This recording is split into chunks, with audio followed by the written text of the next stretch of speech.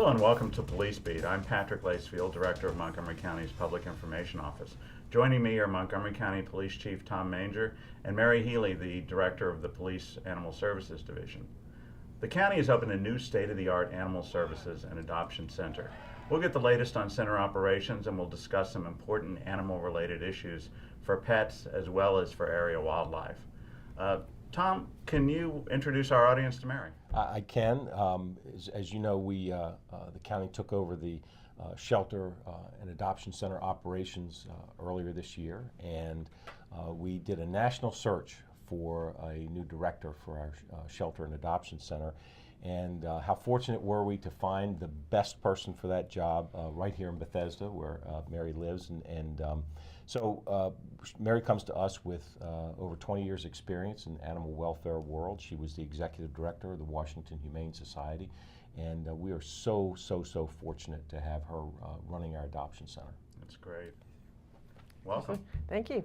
Happy to be here. How's the center's been open for a month or so now? How's business? Business is great. We are actually very busy. People are finding us. We're happy that our citizens are coming in and looking to us as a resource, and particularly coming in and interested in adopting our animals. Right. Now, tell me, how many animals do you have there for adoption? Right now we have approximately 150 animals in the shelter. During the month of March, we adopted out about 150 animals. Okay. Now, is March a busy season for these things? March is kind of a segue month in there. The winter months typically are a little bit quieter, and we're about to enter a very busy season right now, spring. Now, what do people need to know about adopting an animal? I mean, what's the process in Montgomery County? I know you can't just go to a center and walk away with an animal the same day, generally speaking. So what's the process in Montgomery County? Well, Patrick, the good news is that in many cases we are able to do same-day adoptions in there. Great. We have a program called Meet Your Match, and Meet Your Match is a program that was first started by the ASPCA in New York City. And the idea behind Meet Your Match is that you come in, you're interested in adopting, you fill out a quick survey that talks a little bit about your preferences, your lifestyle, and then we try to match your interests with our animals who we have assessed prior. It's like a dating service. It's a little bit like hence Meet Your Match. Yes, exactly. Yeah. Now, the Animal Services and the Adoption Center are in the same facility. Tom, Mary, can you talk a little bit about the facility itself? It's a state-of-the-art facility. Everything that we wanted to incorporate into this new facility has been incorporated in there. And as you say, it's not only an adoption center where we care for hundreds of animals, and animals of all types. And it's fascinating to listen to Mary talk about. It's not just dogs and cats. I mean, we have a barn in the back for horses and other domestic animals. We have wildlife there. But it also houses our animal services officers, and these are the folks that are out enforcing laws, doing cruelty investigations, picking up animals, that sort of thing. So it really is just has everything. It's a one-stop shop for all of our animal services needs in Montgomery County. Now, what are the requirements in terms of licensing for animals in Montgomery County? Oh, we do have pet licensing in Montgomery County. It is a requirement under the law that dogs and cats be licensed. There's several different levels of licensing that we offer, 1, 2, and 3-year licensing.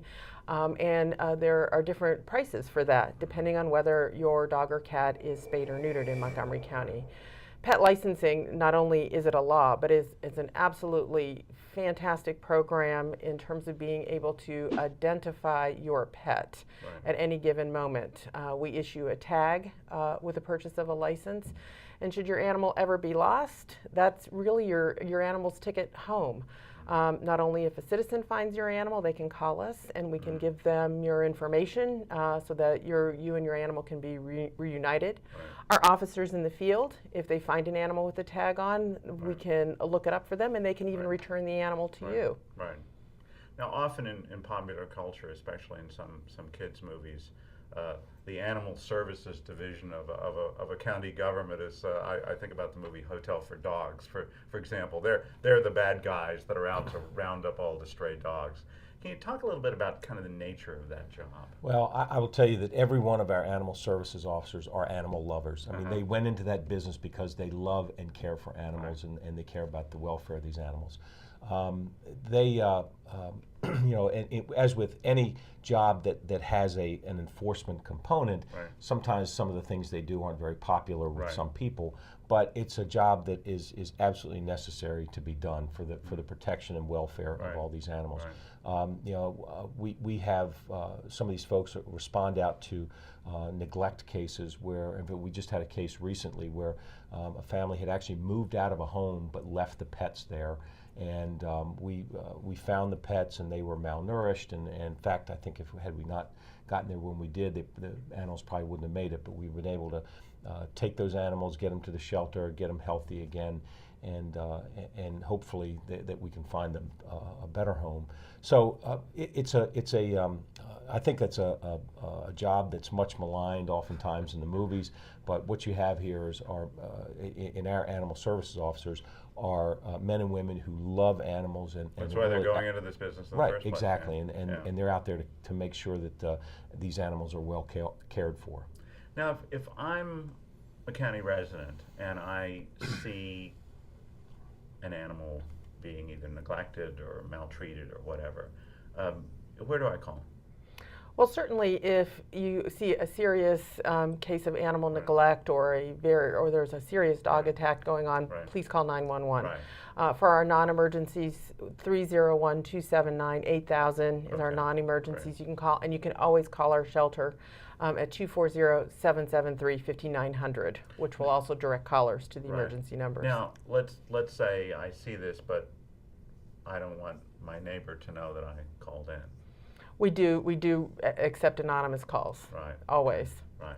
Now, how does wildlife figure into animal services? I mean, obviously, do you have wildlife available for adoption? Wildlife is not available for adoption. In cases whenever we can, we transfer wild animals to a wildlife rehabilitator, those people who have the expertise in handling and evaluating them, and if they're able to be returned to the wild, they are. This is a very busy time for wild animals. We receive all kinds of calls from our citizens regarding wild animals. Certainly what we would like to see is that while we're happy to receive the calls, we also like to help educate our citizens about really leaving wild animals alone. We have very kind-hearted people who call us and say, oh, we see a rabbit's nest full of baby rabbits or some fledgling birds on there, and for the majority of those animals, we want them just to leave them alone. The parents are nearby. We're happy to talk through them with that.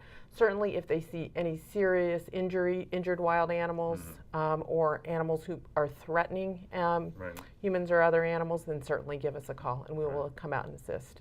Now, of course, Montgomery County is home to a lot of deer. So how does animal services interact with the whole deer situation? Because obviously people have deer in their backyards, they have deer in the parks, deer cross the roads, some times of the year more than others. Does animal services accept calls on deer? Deer are challenging. Certainly what we would encourage is deterrence if you're having problems, with deer coming into your yard for any reason. It's challenging. We do respond if there certainly is an injured or sick deer that needs to be taken care of. And again, deer are a challenge in our county, and we really have to work with communities in encouraging deterrence, and certainly the Department of Natural Resources for the state of Maryland as well in resolving deer-related issues.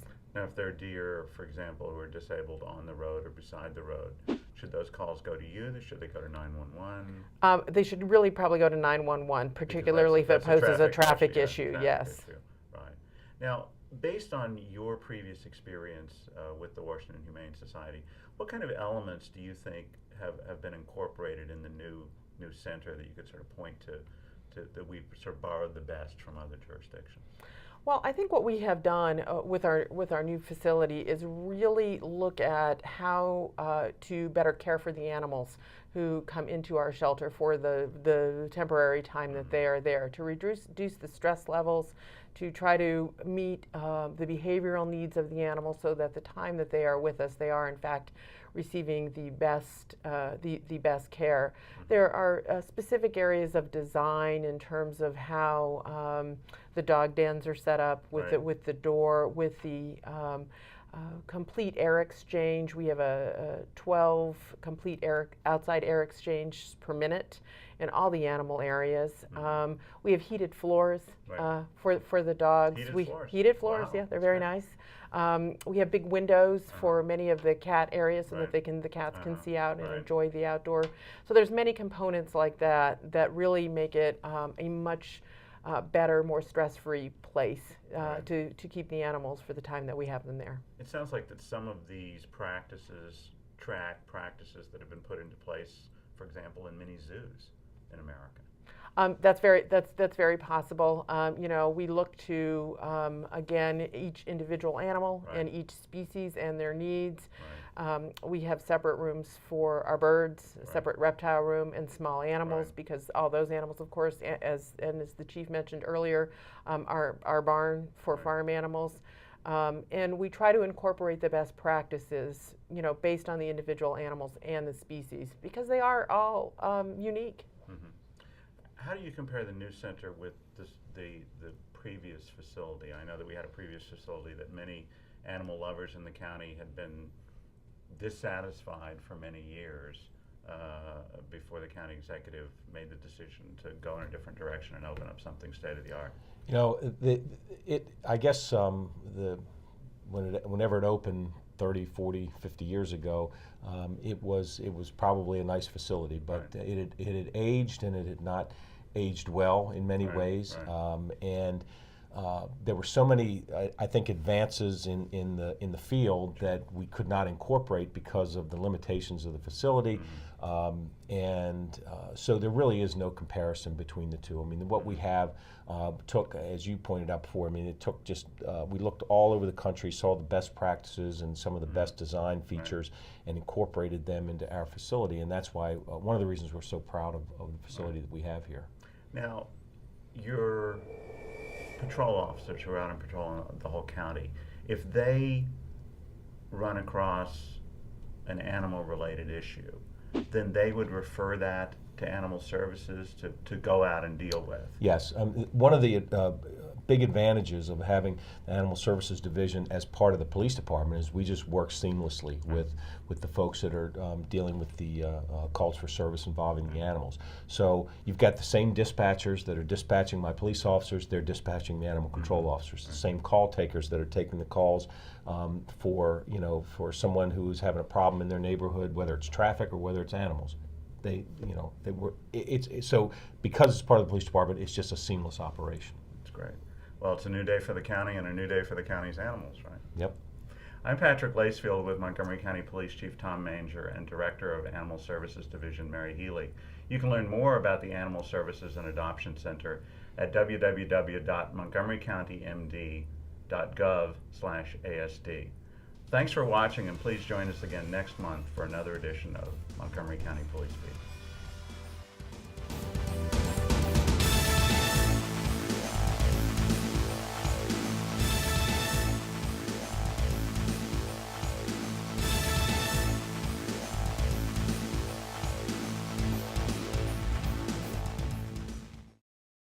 What could I have done instead of drinking? I could have gone to the movies with my friends, paid attention in class. I could have spent time with my family, asked for help. I could have become somebody. I could have saved someone's life.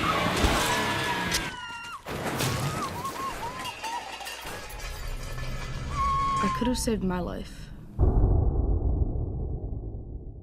I'm Sheriff Darren Popkin. I'm Police Chief Tom Manger. Together with our partner, Montgomery County Law Enforcement Chiefs, We're urging you to drive phone-free. Since 2010, it's been against the law to use a handheld cell phone while driving.